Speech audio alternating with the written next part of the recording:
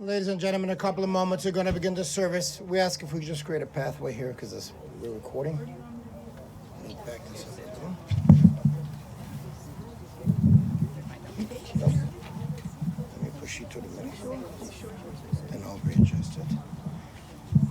If you have a cell phone or pager, if you could turn it to the silent mode. Officiating is Rabbi Ellen Dreyfus.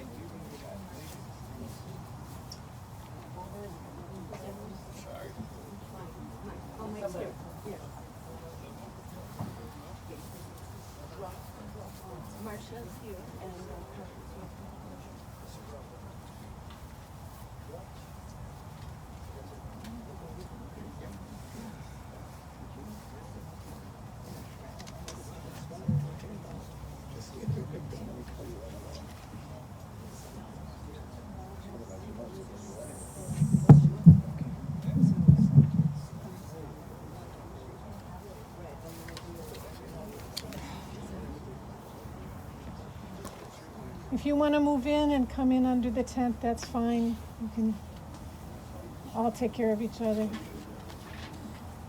It's not raining now. I think the rain is over. Yeah.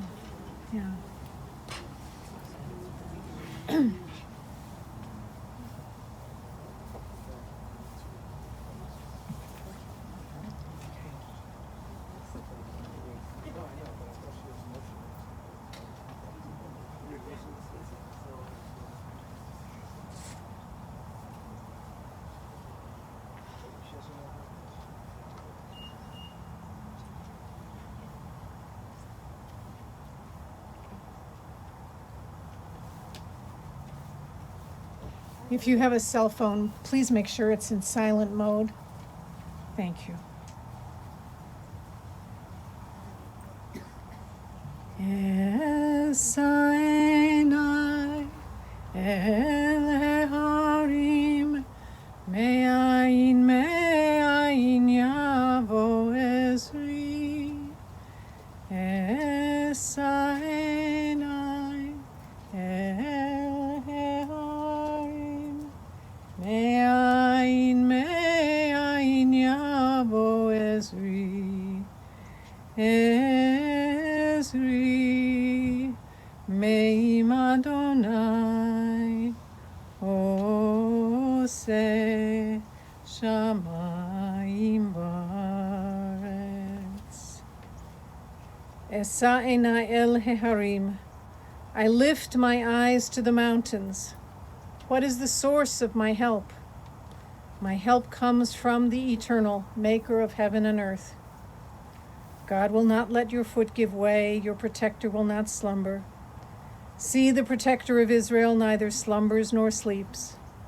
God is your guardian, God is your protection at your right hand. The sun will not strike you by day, nor the moon by night.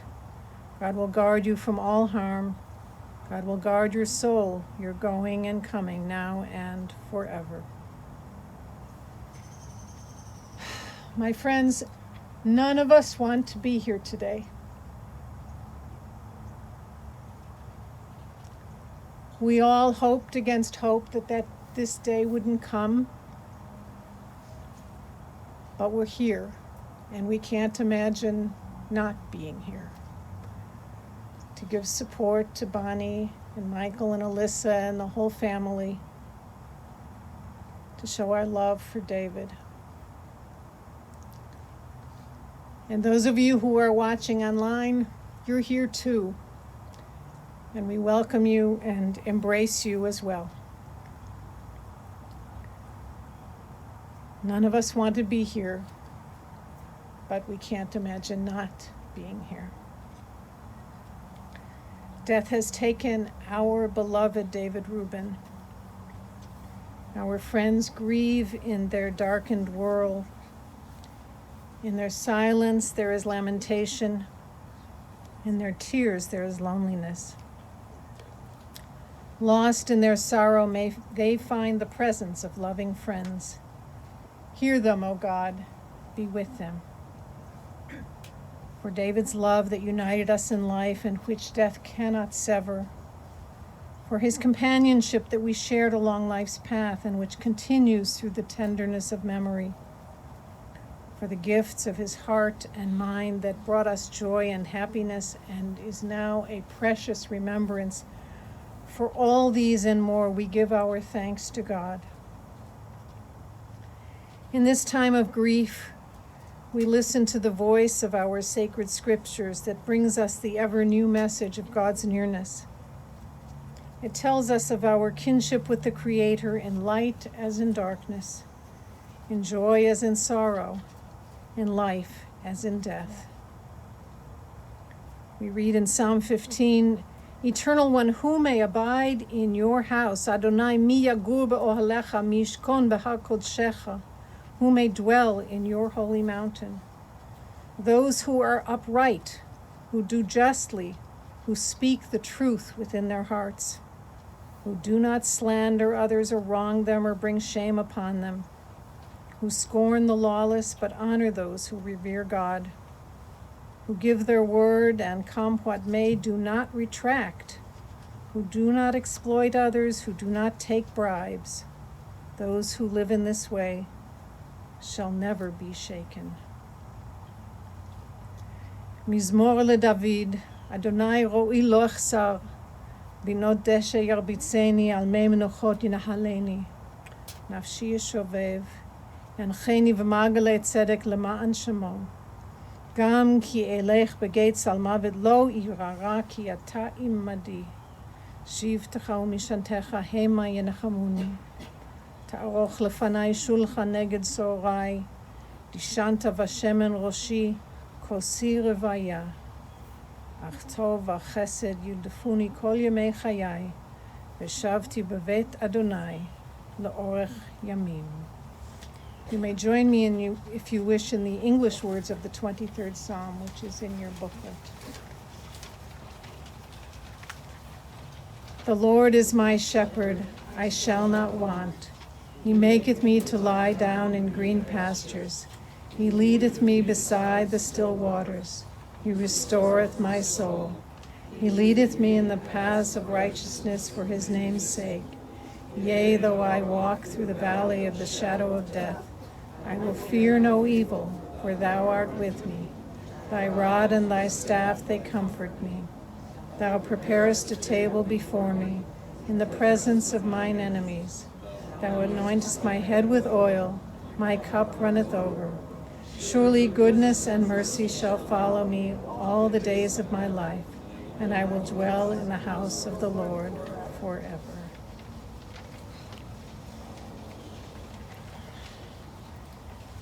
David's daughter Alyssa wants to share some words with us.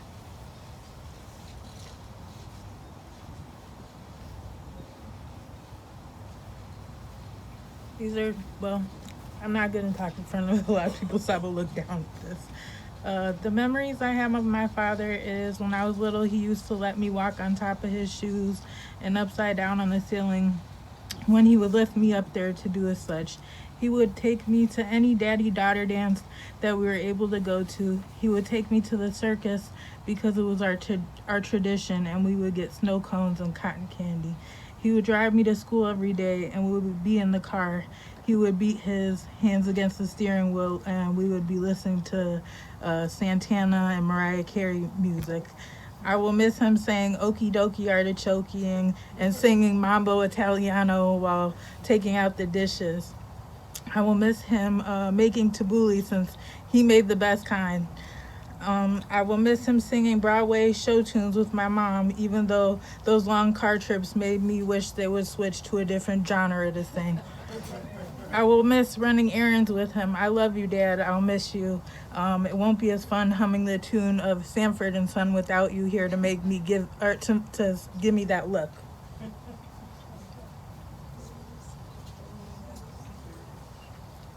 Thank you so much, Alyssa. That was beautiful. Bonnie has asked their very dear friend, Bob Zitter, to share words about David.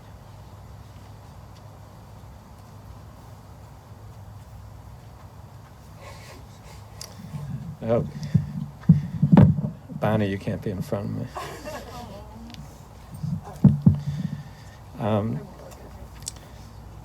It struck me with the weather that Dave not wanting, boy, this is going to be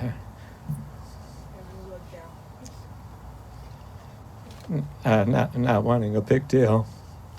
It was, I could imagine him smiling and just teasing us with the rain and ending up to be a beautiful day. I don't really need to say much because has everybody seen Bonnie's Facebook note? If you haven't, I would read it. Beautifully written, out of much love. As importantly, read the 300, or is it over 300 now, comments, because they're just as instructive as Bonnie's comments. And what was interesting is there were certain themes that were clearly evident in in the comments. Mostly about Dave's qualities. He was sweet,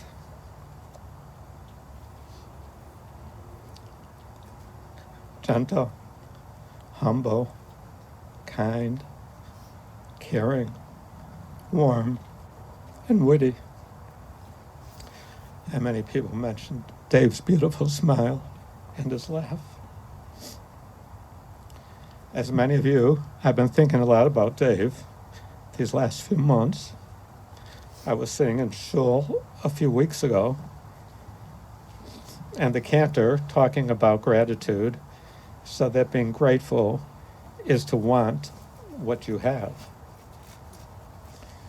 That allows us to be in the moment, to be content, to laugh, and to enjoy what we have now. Not being preoccupied with the past or the future.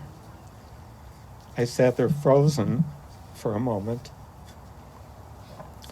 as I realized that was Dave. He was so grateful while living and still grateful while dying. Dave and I good-heartedly fought for the first 30 years of our friendship over who was the luckiest guy in the world. I finally gave in. Dave was the luckiest, and I was relegated to the second luckiest, which I guess still isn't that bad. Even a month ago, with his fate determined, Dave told me he still felt so lucky. This is reflected in the words Dave wanted to say to each of us at his funeral, as recorded by Bonnie. I'm not sure if it's kosher to speak at your own funeral, but Dave said, I know that 70 doesn't seem like a lot of time, but if someone told me back in 1951 that I'd only get 70 years, but I'd also get to grow up in a wonderful neighborhood where I was safe, nurtured, and well educated, that I would have friends of my youth for more than a half a century, Louis and Bob and Roy, who are here, and Jean, that I'd go to college where I would meet a girl who turned out to be the love of my life, that we'd spend the next 48 years together, raising 2 good kids, and another close-knit community that embraced us in good times and in bad. I'd get to see the great cities of the world and the staggering beauty of the national parks. Well, I'd take that bet back in 1951, and I would take it again now. I'll leave you with no regrets, an abundance of gratitude for all of the comfort you have given me during my illness. Be good to each other, and I'll see you on the other side. Love, David. When Bonnie asked Dave what he wanted Bob to say about him at the funeral, he said, "Tell them that I was a good guy." Well, Dave was that in spades. Dave, in many ways, was a throwback to another era. He collected pins from each city he visited.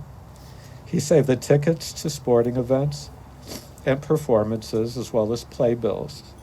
He organized photo albums from trips. One of Dave's greatest memories was watching Bob Gibson pitch in the World Series in St. Louis as a kid. See, Dave was about experiences, and all of these small mementos facilitated fond memories. Dave was oblivious to the signs of wealth. He wasn't interested in fancy cars, houses, and definitely not clothes.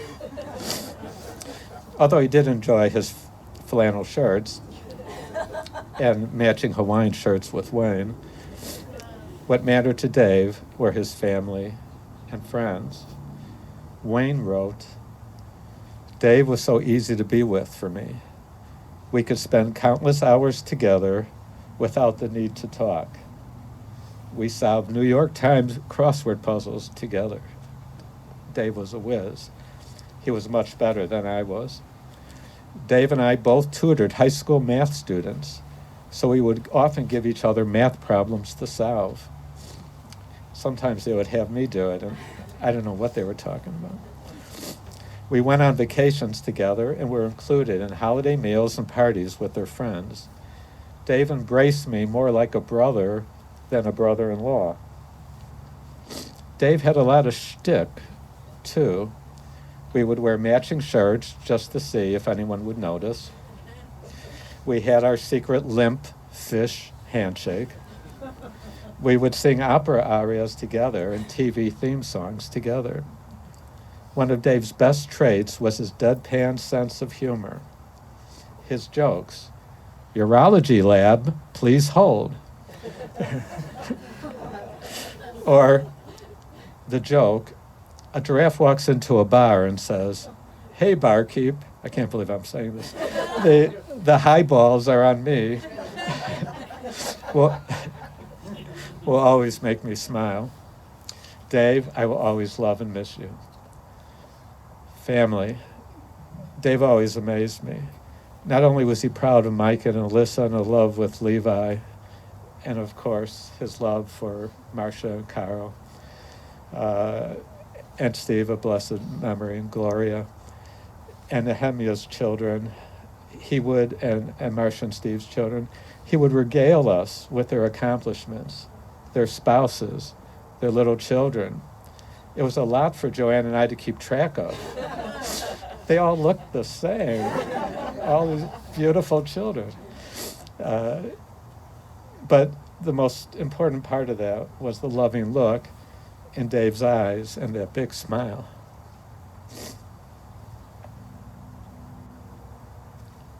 Gail wrote, "David, I met you over a corned beef sandwich at at Miller's Deli." I don't know why I'm getting emotional about Miller's Deli.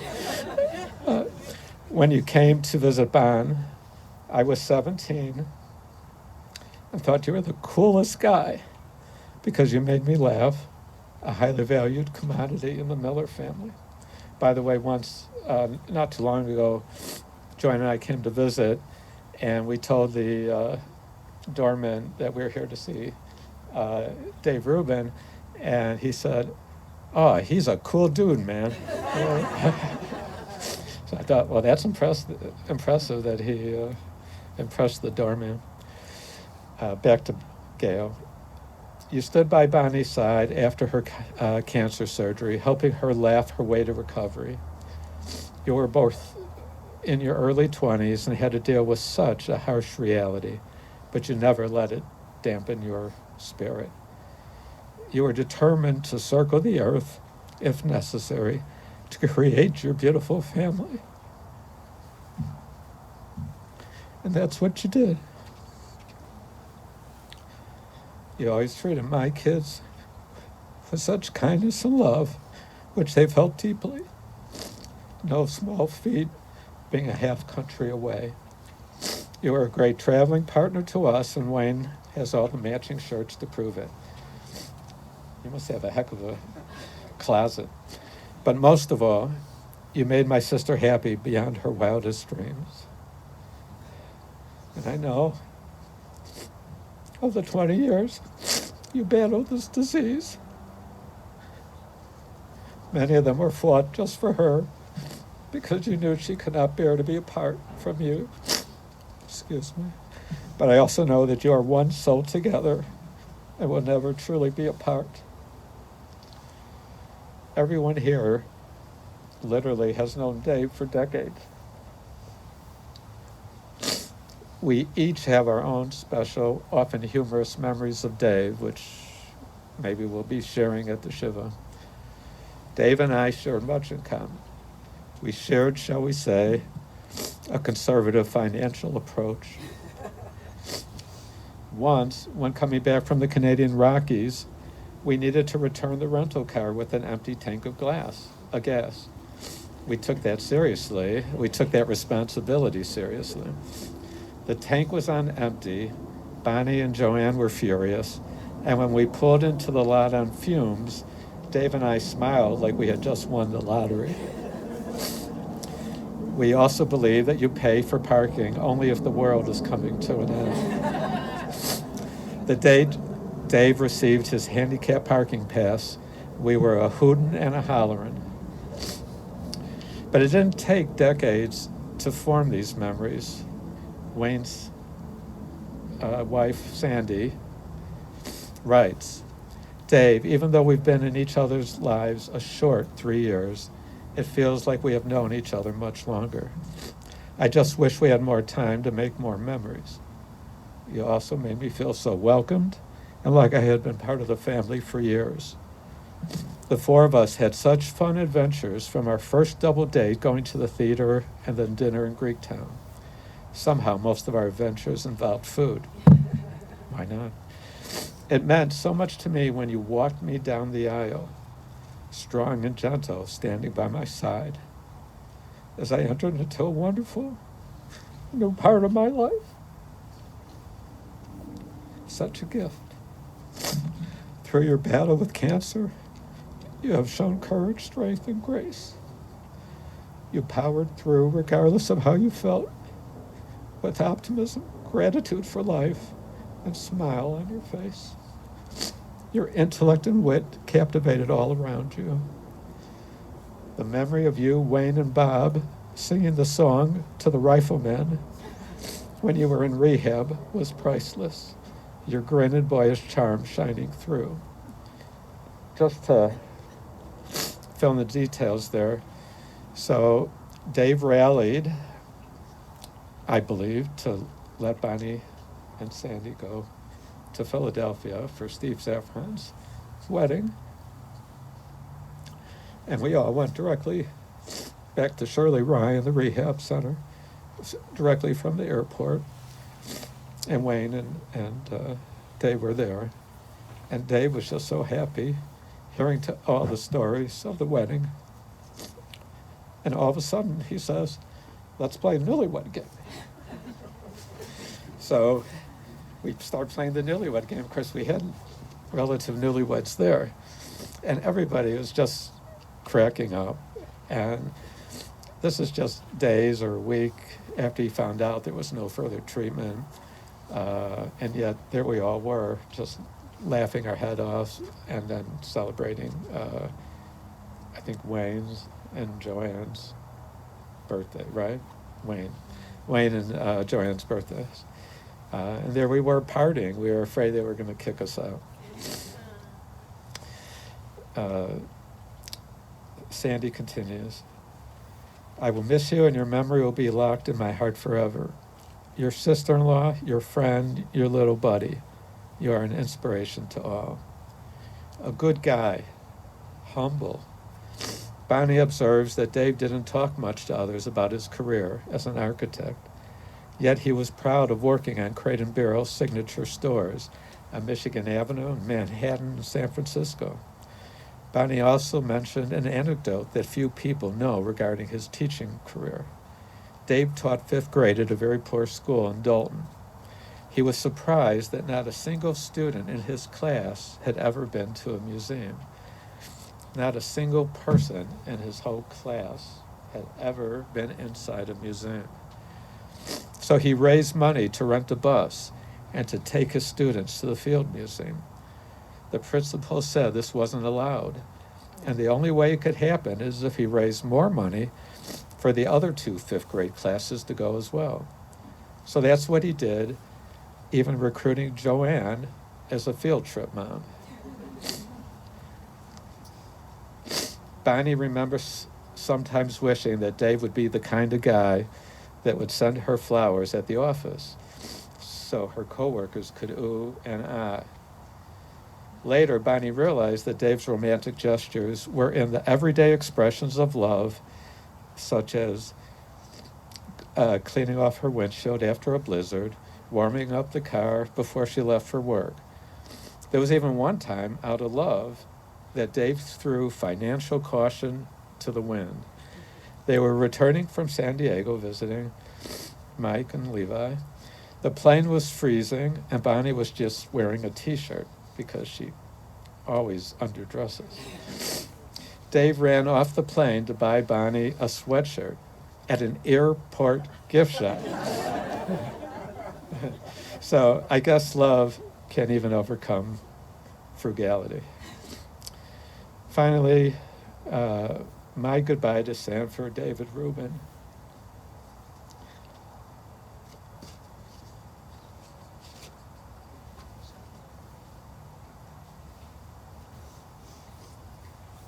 Known to us as Dave.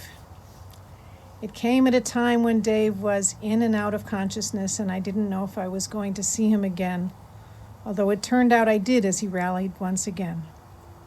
So I sent my goodbye to Bonnie, who read it to Dave. Dear Dave, I pray that you can hear my words. Dave, you are my dearest friend. I cherish you and love you like a brother. So many of my memories include you, our laughs, our travels around the world, our meals, always including one for the table, our parking karma, our ferocious racquetball games, our talks, our mutual support, and your heroic battle with an unrelenting disease. The heavens looked down and smiled when the 4 of us met for the first time at Al's Deli, and we moved to Flossmoor just a few blocks from you and Bonnie. It was beshert.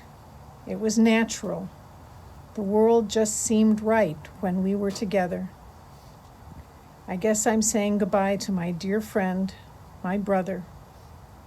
But our memories of you will certainly live on. We'll still laugh recalling our times together. We'll still order one for the table in your honor. And we'll try to follow in your heroic footsteps when our time on this earth is winding down. Love forever, Bob.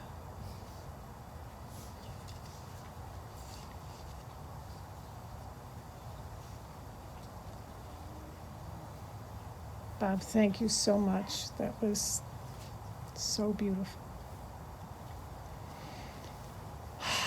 We read in Ecclesiastes, for everything there is a season, a time for every experience under heaven. A time to be born and a time to die, a time to plant and a time to uproot what is planted, a time to tear down and a time to build up, a time to weep and a time to laugh, a time to grieve and a time to dance, a time to throw stones and a time to gather stones, a time to embrace and a time to refrain from embracing, a time to seek and a time to lose, a time to keep and a time to discard, a time to tear and a time to sow, a time to keep silence and a time to speak.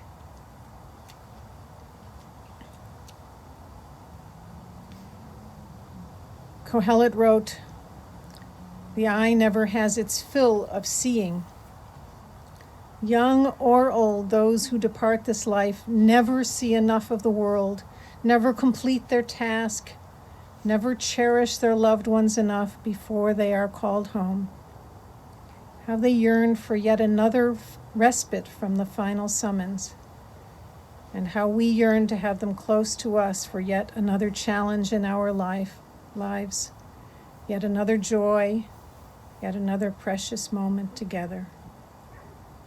God, be now with those whose hearts are broken, because whenever parting comes, it comes too soon. Console them at this hour. Be near to them when light seems distant. Sustain them, O God, until the time of healing.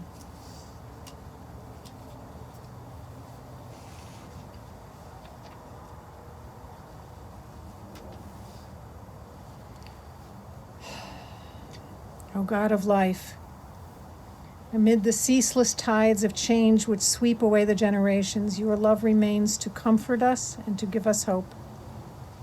Around us are life and death, decay and renewal, the flowing rhythm that all things obey. Our life is a dance to a song we cannot hear. Its melody courses through us for a little while, then seems to cease. Whence the melody, and whither does it go? In darkness, as in light, we turn to you, the source of life and the answer to all its mysteries. Will you please rise for the memorial prayer?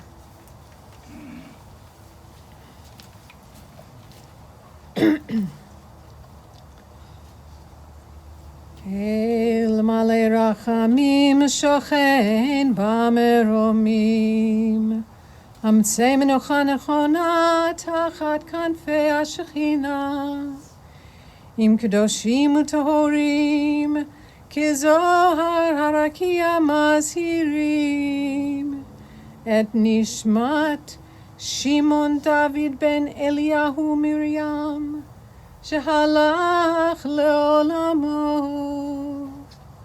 בעל הרחמים יסתירהו בסתר כנפיו לעולמים ויצרור בצרור החיים את נשמתו אדוני הוא נחלתו וינוח בשלום על משכבו ונאמר Amen.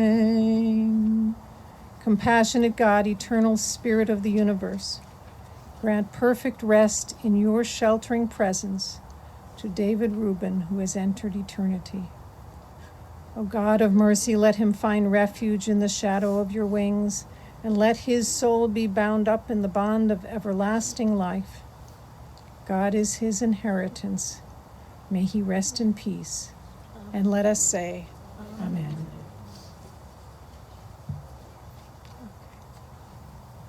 You may be seated.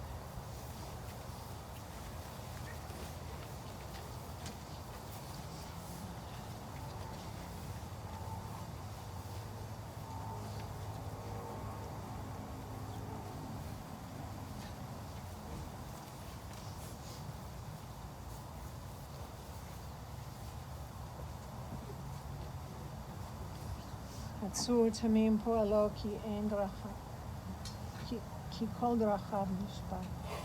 El emunah ve'en avel tzadik v'yashar hu.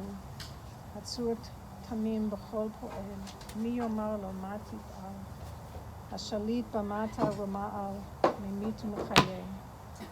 Morid she'ol v'ya'al, atzur tamim b'chol ma'aseh.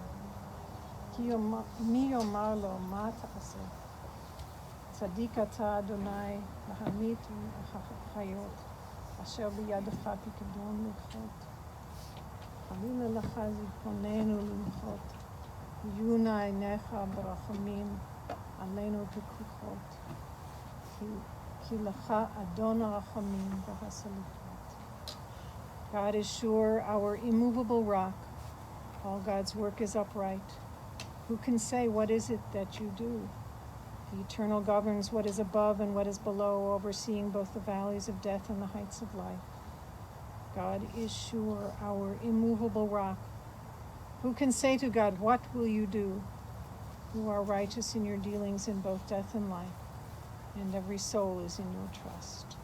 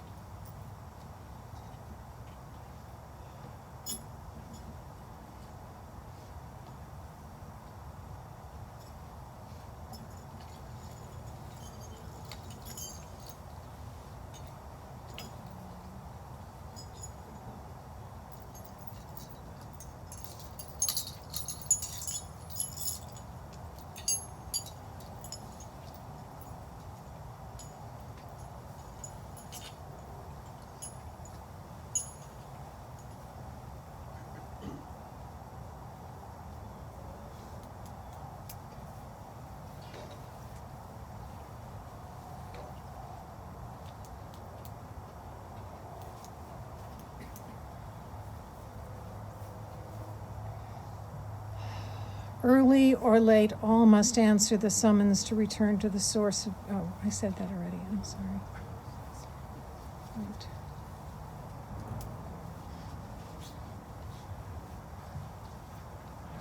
Yes. Yes.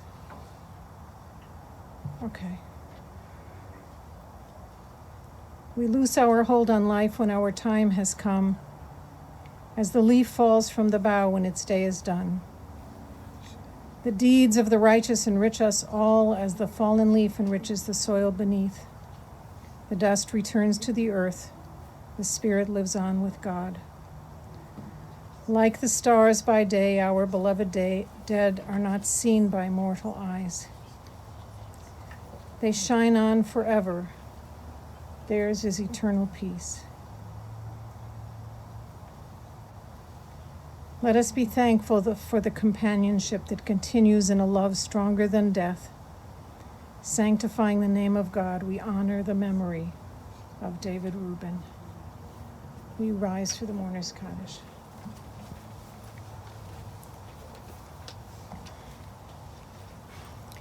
Yitgadal v'yitkadash shemei Rabbah, be'alma divrach yuteh v'yamlich malchuteh. V'chaye chon v'yomei chon, v'chaye dechol Beit Yisrael, ba'agala u'bizman kariv v'imru amen. Yehei shmei Rabba mevarach le'alam melamei amaya. Yitbarach v'yishtabach v'yitpa'ar v'yitromam v'yitnaseh. V'yithadar v'yitalev v'yithalal shemei d'kudsha b'richu. Le'ela min kol birchata v'shirata. Tushbechata v'nechemata, da'amiran be'alma v'yimru amen. Yehei shlama rabba min shemaya, v'chayim aleinu ve'al kol Yisrael, v'yimru amen. Oseh shalom b'mromav, u'ya'aseh shalom, aleinu ve'al kol Yisrael, v'yimru amen. May God grant peace to those who mourn and comfort to all the bereaved among us. We're going to have an opportunity to put some earth into the grave. It is considered a mitzvah to help bury the dead, a gift that doesn't expect any repayment.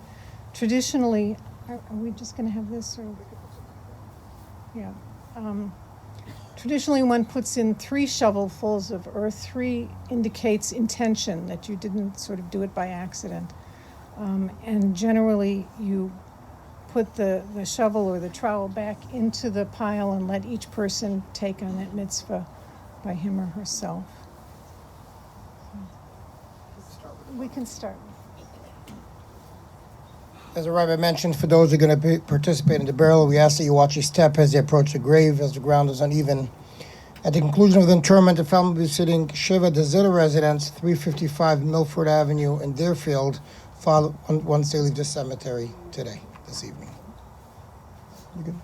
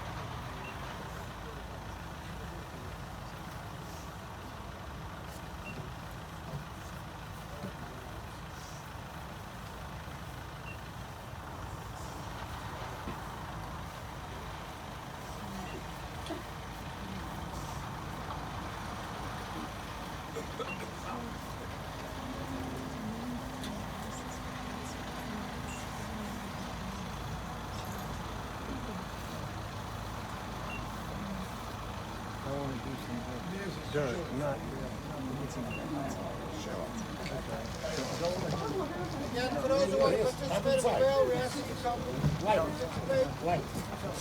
Put some earth on the ground. Once you place some earth on the ground, you